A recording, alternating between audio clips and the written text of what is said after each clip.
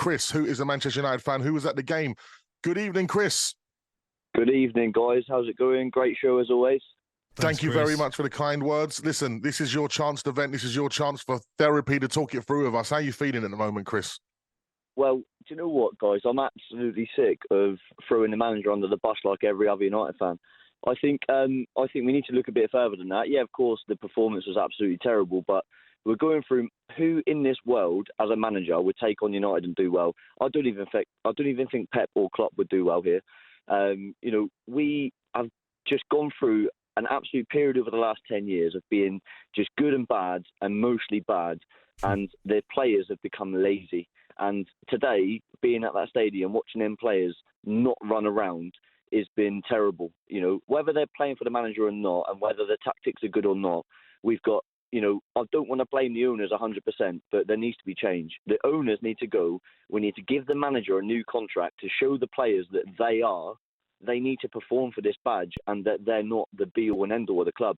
Like, no one is bigger than the club. Rashford, he was great last season after the World Cup, but you know what? Who's seen him since?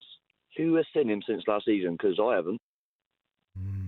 Yeah, it's a great point that you make, Chris. These players that we're buying, Mount. Do you know what? Mount, he wants to play well for the club, and I absolutely understand that.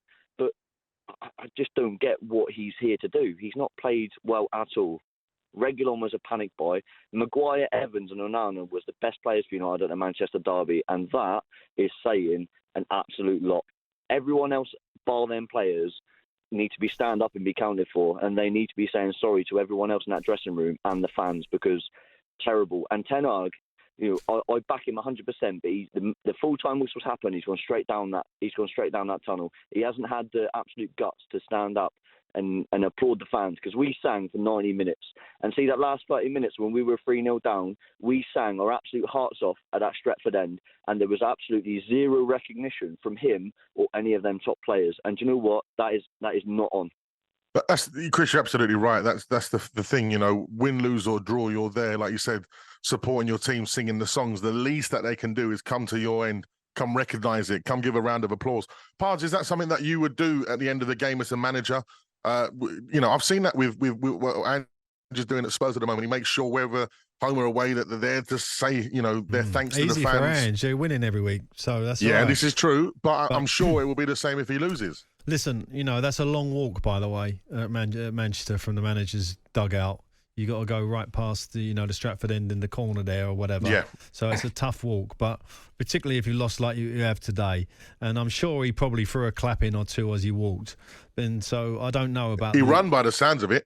Well, yeah. I mean, personally, I always thought whenever it was a really bad defeat, or I thought it was a inept display, I would purposely go on the pitch and clap the fans. I think that's the least you can do as a sort of way of apologies, really. But there's many times when you win, obviously you just skip down the tunnel, and the players have done their talking for you.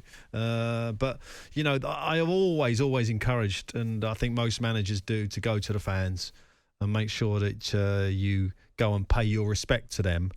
For the support that they've give you, even though you've turned in a torrid performance or whatever. Especially someone like Chris who's saying I back the manager, it's not all of his fault. Yeah, I mean, they're the people who needs to be clapping. I think everybody at Man United know this is not just the manager, right? I mean, he's coming in for it, Erik, and he's going to get it this week, and he'll be expecting it.